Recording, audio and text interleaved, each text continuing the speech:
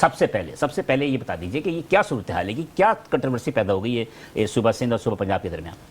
اعوذ باللہ من الشیطان الرجیم، بسم اللہ الرحمن الرحیم، اللہم صلی علی محمد و علی محمد۔ بہت شکریہ آپ کا بلال صاحب، آپ نے مجھے آج مدعو کیا پروگرام میں۔ آپ جیسے کہ دیکھ رہے ہیں کہ سندھ میں اور جو پنجاب میں جس طرح کی صورتحال پیدا ہوئی ہے، بیسکلی جب یہ سیلاب کی صورتحال پیدا ہوئی، اور جو سندھ میں آپ کو پتہ ہے کہ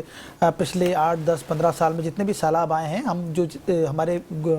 بیراجز سے اور جو سیلاب ہے وہ 8 لاکھ اور 9 لاکھ کیوسک تک بھی سیلاب ہم اس کو ایزیلی مینٹین کر لیتے ہیں۔ پریشانی کی صورت جب ہوتی ہے جب 10 لاکھ سے اوپر وہ ہوتا ہے، کیونکہ ہمارا اس معاملے میں تجربہ ہماری گورنمنٹ کا اتنا بہتر ہو چکا ہے کہ ہمیں پتہ ہے کہ کہاں پر شگاف لگانا ہے اور کہاں نہیں لگانا۔ اب اپنی بیڈ گورننس